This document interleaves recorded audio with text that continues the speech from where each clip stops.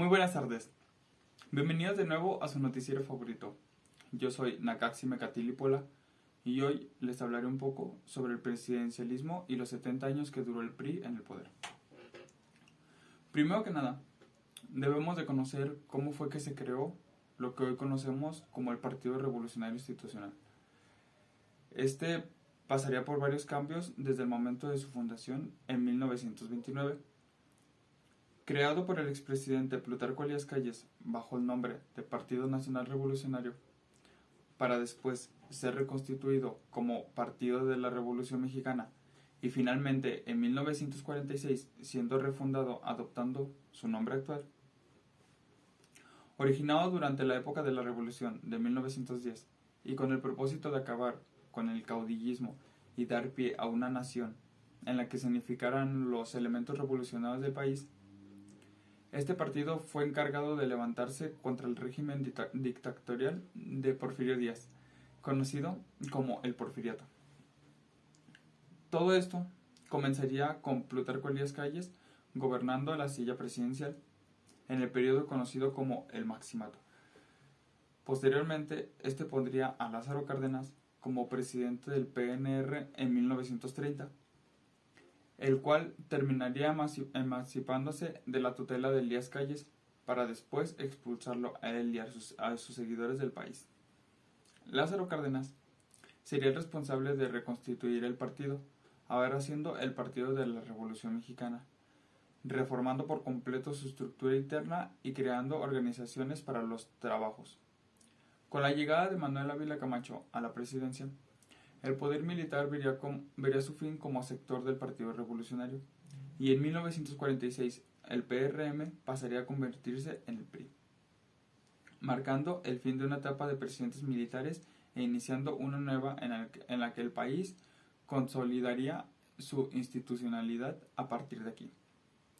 El resto de presidentes lo mantendría con el nombre de PRI, pero no con la misma ideología, empezando por el hecho de que nunca tuvo una ideología definida como tal.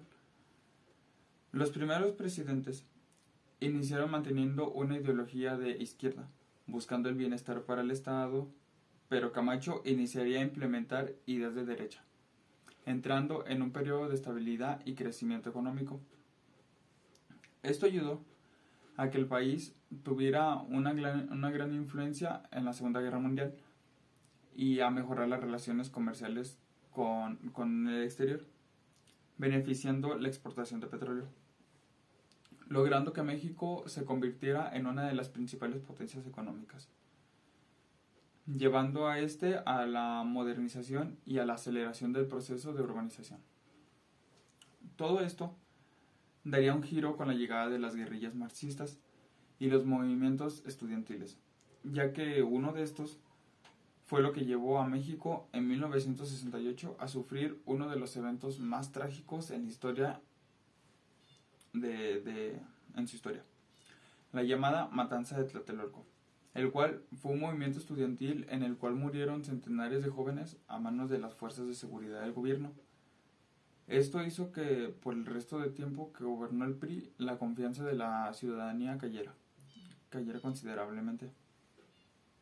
Poco después de esto, la crisis del país llegaría a su peor momento durante el gobierno de Miguel de la Madrid, teniendo lugar una crisis económica en 1982. También se daría una de las peores catástrofes que viviría el país, que fue el terremoto en el 1985. Se dio un crecimiento en las redes de narcotráfico y en la corrupción, y un cambio de políticas económicas hacia unas de corte neoliberal, las cuales aumentarían las tensiones sociales, y ni qué decir de las devaluaciones que sufriría el peso mexicano a lo largo del gobierno priista. Esta dictadura empezaría a ver su final después de que en 1988 el hijo del expresidente Lázaro Cárdenas, Cuauhtémoc Cárdenas, encabezaría una corriente del PRI que buscaría democratizar los mecanismos de selección de los candidatos priistas, para luego separarse del partido y luego dar lugar al Partido de la Revolución Democrática. Esto llevaría al PRI a enfrentarse por primera vez a una verdadera competencia electoral. terminando en una manipulación de votos por parte del PRI para mantenerse en el poder finalmente. Finalmente, Ernesto Zedillo tampoco se libraría de los escándalos, siendo vinculado con las redes del narco.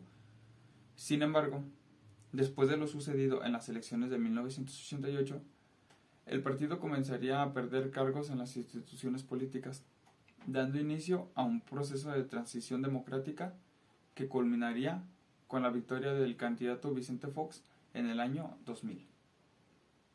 Y bueno, esto fue todo. Espero que les haya gustado. Si fue así, comparte este video para que así más personas puedan aprender un poco más sobre una parte de la historia política de México. Gracias.